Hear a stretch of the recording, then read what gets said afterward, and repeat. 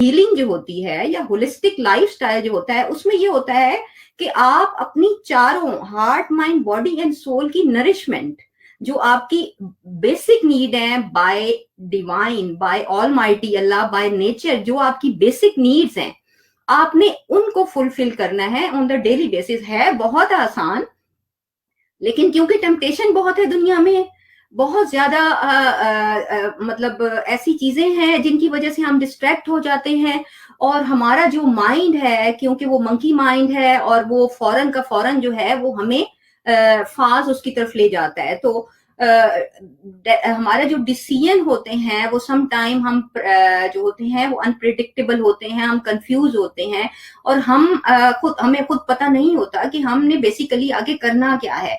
तो नेविगेशन या कंपस जो होता है ना, कि आपने अपनी लाइफ को किस उस वे पे लेके जाना है और किस चीज पे फोकस करना है, वो चीज बहुत इंपॉर्टेंट होती है। मोस्ट ऑफ द टाइम 80% लोग जो है वो दुनिया में नहीं जानते कि बेसिकली उनको चाहिए क्या, या वो बनना क्या चाहते हैं, और उनकी बेसिकली इनर जो वो एक है बीइंग, उसकी अंदर से कॉलिंग क्या है। और जब वो चीजें कर रहे होते हैं, और पेरेंट्स का भी यही होता है। देखें, एक चीज सोसाइटी नहीं बनाती, बहुत सारी चीजें हैं जो कि अफेक्ट कर रही हैं। देखिए, दुनिया में जितनी भी सफरिंग हो रही है वो मेंटल इलनेस की वजह से हो रही है। उसकी वजह यह है कि जो लोग वायलेंस की तरफ से हैं, जो लोग दुनिया में ऐसी चीजें कर रहे हैं जो कि ह्यूमैनिटी को नुकसान पहुंचा रही है, वो सिर्फ इस वजह से कि their mind are not working well, their mind are not working well. और इमोशनली आप उनकी हिस्ट्री पढ़ेंगे, आपको पता चलेगा कि किसी भी बच्चे ने या किसी भी इंसान ने जब भी कोई चीज की है और आपको पता चलता है कि वो किलिंग हुई है, को तो आप उनकी हिस्ट्री पढ़ेंगे तो आपको पता चलेगा कि he has suffered from some abusive behaviour from the people in their life. तो दुनिया में जो लोग भी डिस्ट्रक्शन कर रहे हैं, किलिंग कर रहे हैं, जो भी चीज, वो मेंटल इलनेस से हो रही है।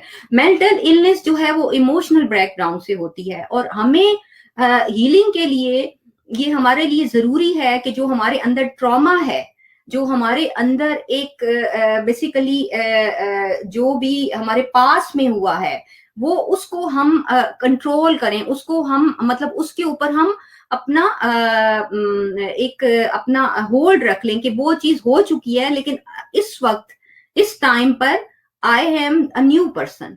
तो बेसिकली जब हम पास में जाते हैं, आपने देखा होगा कि हमें कोई चीज ट्रिगर करती है तो उसके साथ बहुत सारी हमारी थॉट्स जो होती हैं ना मल्टीप्लाई होना शुरू हो जाती हैं, और हम एक के बाद दूसरे के बाद, और फिर हम ओवरवेलम हो जाते हैं, क्योंकि हमें वो हमारी पास में जो वो होता है ना, वो हमें ट्रिगर कर रहा होता है। लेकिन अगर हम किसी अच्छी थॉट की तरफ जाते हैं तो हमें फौरन के फौरन जो है ना, वो उससे हम हैप्पी फील करते हैं, और फिर हम उसके बाद उसी को यानी कि पॉजिटिव थॉट्स मल्टीप्लाई होती हैं, नेगेटिव थॉट्स जो होती हैं वो भी मल्टीप्लाई होती हैं, और ये basically the transfer of energy होता है। आपके सामने कोई बंदा आएगा, आपको फौरन फील होना शुरू हो जाएगा कि this person is carrying some negative energy.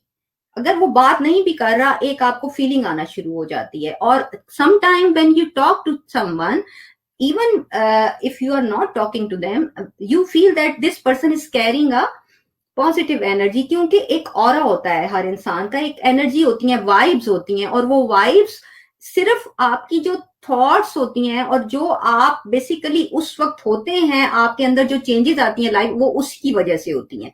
क्योंकि चेंज करने के लिए एक तो सबसे बड़ी चीज है कि कोई भी टाइम जो होता है ना, वो आपको आपके लिए मतलब ये जरूरी नहीं है कि आपने अब 20 साल के हैं तो आपने चेंज होना है, 30 के हैं या 40 के हैं, किसी टाइम पे भी आप चेंज हो सकते हैं। और ट्रांसफॉर्मेशन और चेंज में क्या फर्क है? मैंने आपको बताया है कि mindfulness, yoga and meditation is all about transformation. What is the difference between change and transformation? It is a big difference. Change जो होती है वो परमानेंट नहीं होती।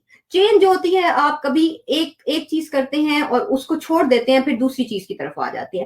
Transformation is permanent. जो चीज आपने डेवलप की अपने अंदर वो परमानेंट है। जैसे हम मिसाल के तौर पर अगर किसी जगह पे जा रहे हैं और हम किसी जगह को एक्सप्लोर कर रहे हैं, तो हम जब नए एरिया में जाएंगे तो वहां पे पहले वो हमारे लिए अनफेमिलियर होगा, लेकिन बाद में जाके जब हम कुछ टाइम दोबारा बार बार उधर जाएंगे तो हमारे लिए वो फेमिलियर हो जाता है और हम उसके साथ, तो फियर होता है एक अंदर। इसी तरह अपने आप को भी एक्सप्लोर करने का एक फियर होता है कि अगर हम अपने आप को फेस करें, क्योंकि the most challenging thing in the world is basically facing your self.